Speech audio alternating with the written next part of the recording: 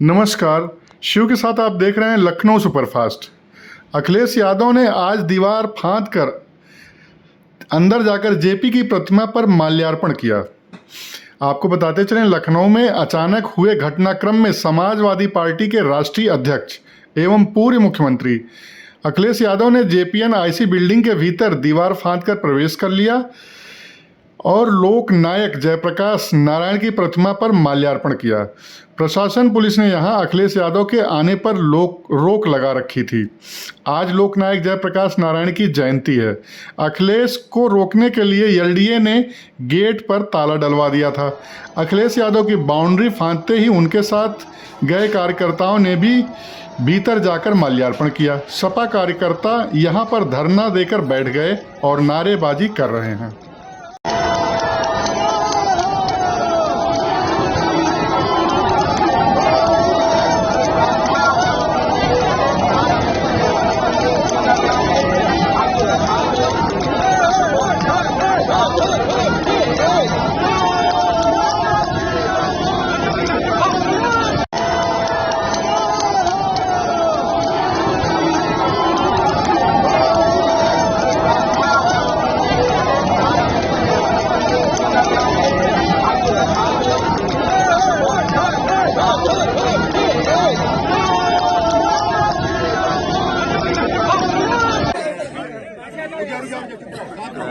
आज हम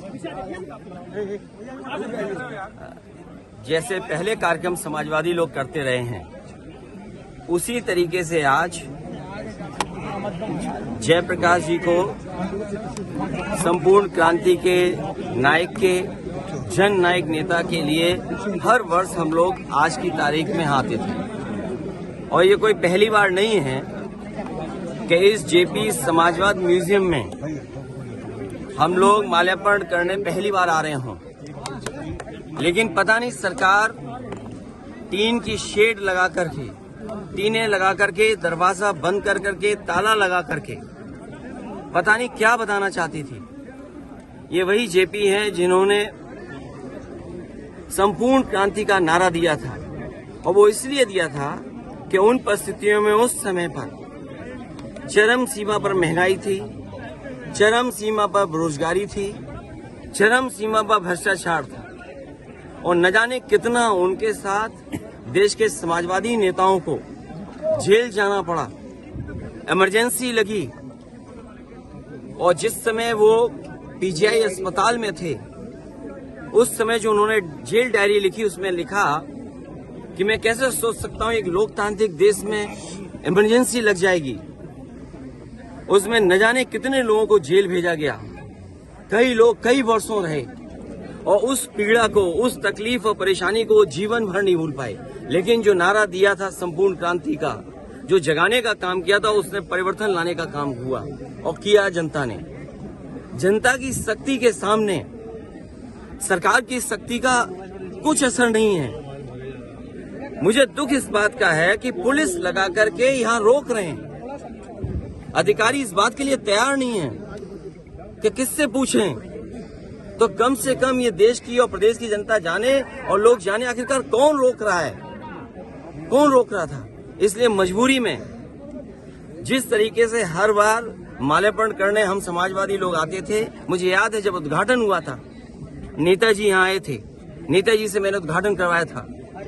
एकमात्र देश में समाजवादी नेता के लिए एक ऐसा म्यूजियम बना जिसमें उसके जीवन के बारे में लोग प्रेरणा ले सकते हैं। जो आंदोलन उन्होंने चलाए थाली बजा करके, वो उससे प्रेरणा ले सकते हैं कि सरकार के खिलाफ और लोकतंत्र में कैसे आवाज उठाई जा सकती है। आप आवाज दबाने का काम कर रहे हैं उन समाजवादियों को, उन आने वाली पीढ़ी को जो देश के लिए कुछ करना चाहते हैं, सपना देखा है उन्होंने। ये वही म्यूजियम है जो पूरे उनके जीवन के बारे में बताता है, उसको बंद कर रहे हैं। अपनी कौन सी नाकामी छिपा रहे हैं, अपनी कौन सी ऐसी चीज छिपा रहे हैं जिससे जनता को नहीं आने देते। न केवल ये म्यूजियम, जो पीछे बड़ी इमारत है, बड़ी बिल्डिंग है, जो कभी नेताजी ने, जॉर्ज फर्नांडिस ने और उस समय के समाजवादी लोगों ने इसका शिलान्यास किया था।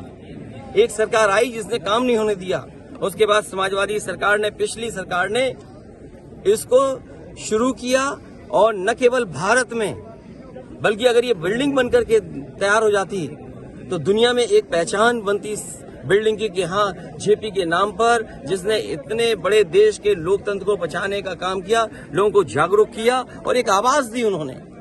और मुझे लगता है कि देश की जनता को एक बार फिर इस सरकार की ताकत के खिलाफ लड़ना होगा और बिना जनता की शक्ति के लोकतंत्र, समाजवाद और सेक्युलरिज्म बचने वाला नहीं।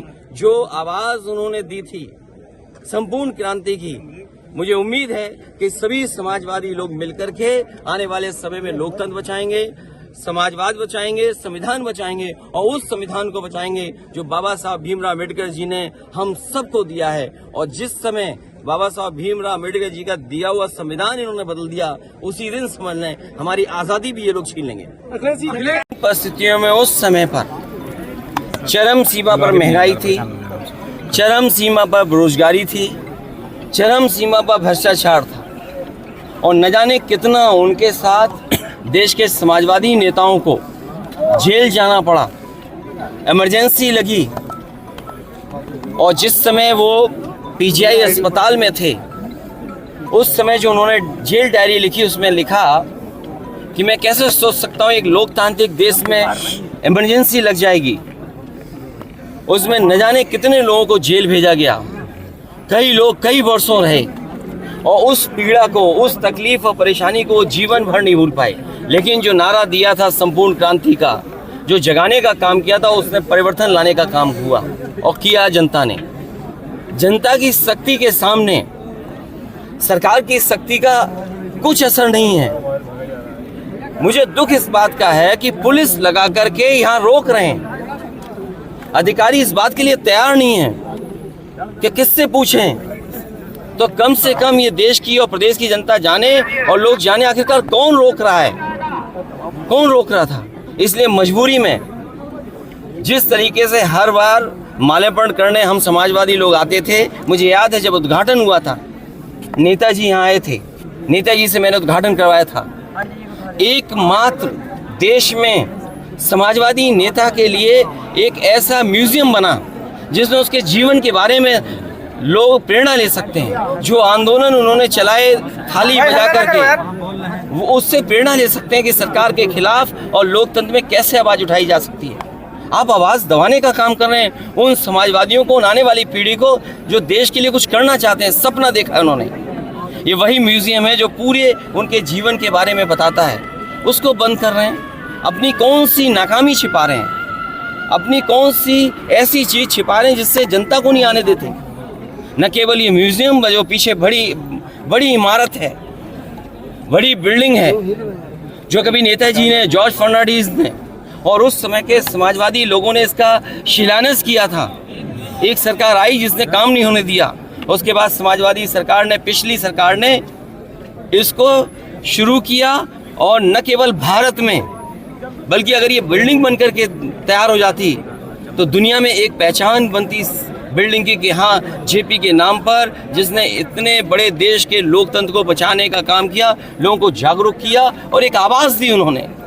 और मुझे लगता है कि देश की जनता को एक बार फिर इस सरकार की ताकत के खिलाफ लड़ना होगा और बिना जनता की शक्ति के लोकतंत्र, समाजवाद और सेक्युलरिज्म बचने वाला नहीं। जो आवाज उन्होंने दी थी संपूर्ण क्रांति की, मुझे उम्मीद है कि सभी समाजवादी लोग मिलकर के आने वाले समय में लोकतंत्र बचाएंगे, समाजवाद बचाएंगे, संविधान बचाएंगे और उस संविधान को बचाएंगे जो बाबा साहब भीमराव अम्बेडकर जी ने हम सबको दिया है। और जिस समय बाबा साहब भीमराव अम्बेडकर जी का दिया हुआ संविधान इन्होंने बदल दिया, उसी दिन समझ लें हमारी आज़ादी भी ये लोग छीन लेंगे। क्या लगता है सर, क्या कारण हो सकता है आज के दिन माल्यार्पण? कहाँ तक जाएगा, कब तक जाएगा? पत्रकार साथियों, उसमें तो आप में से भी बहुत से ऐसे लोग थे जो इस आंदोलन में जुटे थे। ये 24 तक जाएगा और 27 तक परिवर्तन करेगा। और एक लंबी लड़ाई में शुरुआत कहीं तो होगी, एक लंबी लड़ाई में जो 140 करोड़ का देश है, एक लंबी लड़ाई है। अगर हम दुनिया के पैमाने पे देखें, हमारी शिक्षा कहाँ है, हमारे यहाँ आपके स्वास्थ्य सेवाएं कहाँ हैं, बेरोजगारी चरम सीमा पर। तो ये इतने बड़े देश के लिए अगर आज सोचेंगे तो मैं समझता हूँ अगर सपना देखेंगे सब लोग तो पूरा एक दिन जरूर होगा। जयप्रकाश नारायण, अखिलेश यादव।